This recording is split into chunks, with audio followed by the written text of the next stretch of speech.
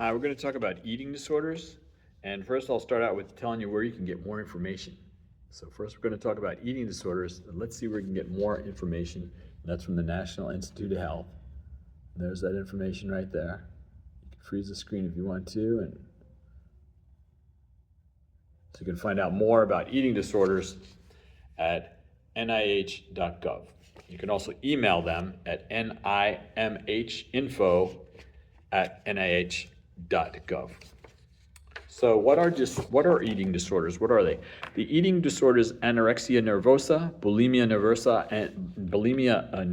and binge eating disorder and their variants all feature serious disturbances in eating behavior and weight regulation. They are associated with a wide range of adverse psychological, physical, and social consequences.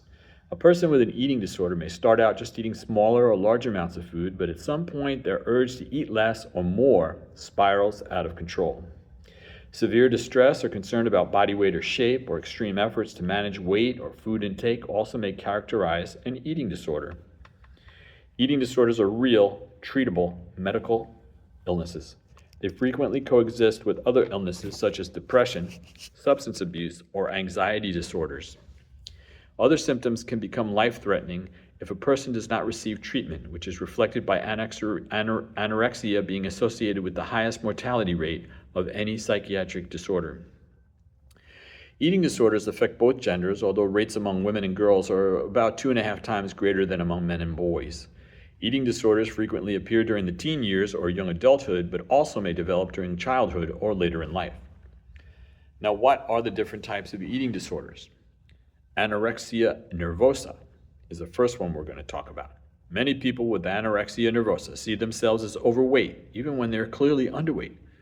Eating food, and weight control become obsessions. People with anorexia nervosa typically weigh themselves repeatedly, portion food carefully, and eat very small quantities of only certain foods. Some people with anorexia nervosa also may engage in binge eating, followed by extreme dieting, excessive exercise, self-induced vomiting, or misuse of laxatives, diuretics, or enemas. Symptoms of anorexia nervosa include extremely low body weight, severe food restriction, relentless pursuit of thinness and unwillingness to maintain a normal or healthy weight, intense fear of gaining weight, distorted body image and self-esteem that is heavily influenced by perceptions of body weight and shape, or a denial of the seriousness of low body weight. Lack of menstruation amongst girls and women occur.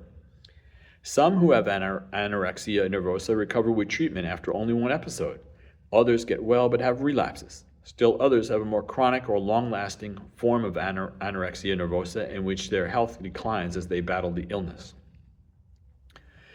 Other symptoms and medical complications may develop over time, including thinning of the bones, which is osteopenia or osteoporosis, brittle hair and nails, dry and yellowish skin, growth of fine hair all over the body, known as lanugo, mild anemia, muscle wasting and weakness, severe constipation, low blood pressure or slowed breathing and pulse, damage to the structure and function of the heart, brain damage, multi-organ failure, a drop in internal body temperature causing a person to feel cold all the time, lethargy, sluggishness, or feeling tired all the time, infertility. So that is anorexia nervosa. Let's go on to bulimia nervosa. And people with bulimia nervosa have recurrent and frequent episodes of eating unusually large amounts of food and feel a lack of control over these episodes. This binge eating is followed by behavior that compensates for the overeating, such as forced vomiting, excessive use of laxatives or diuretics, fasting, excessive exercise, or a combination of these behaviors. Unlike anorexia nervosa, people with bulimia nervosa usually maintain what is considered a healthy or normal weight, while some are slightly overweight. But like people with anorexia nervosa, they often fear gaining weight, want desperately to lose weight, and are intensely unhappy with their body size and shape. Usually, bulimic behavior is done secretly because it is often accompanied by feelings of disgust or shame. The binge eating and purging cycle can happen anywhere from several times a week to many times a day.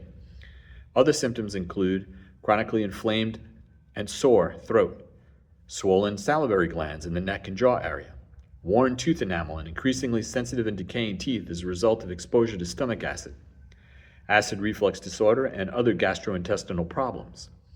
intestinal distress and irritation from laxative abuse, severe dehydration from purging of fluids, electrolyte imbalance, too low or too high levels of sodium, calcium, potassium, and other minerals that can lead to a heart attack or stroke. And finally, we're going to look at binge eating disorder. People with binge eating disorder lose control over their eating. Unlike bulimia nervosa, periods of binge eating are not followed by compensatory behaviors like purging, excessive exercise, or fasting. As a result, people with binge eating disorder often are overweight or obese. People with binge eating disorder who are obese are at higher risk for developing cardiovascular disease and high blood pressure. They also experience guilt, shame, and distress about their binge eating, which can lead to more binge eating. So how are these eating disorders treated? Let's find out.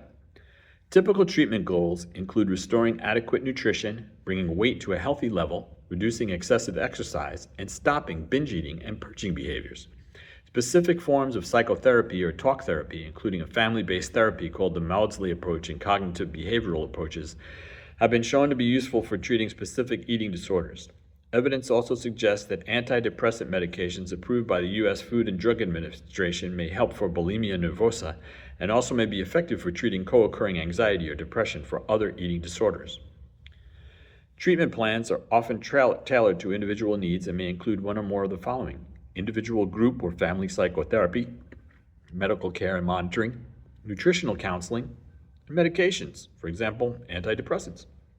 Some patients also may need to be hospitalized to treat problems caused by malnutrition or to ensure that they eat enough if they are very underweight.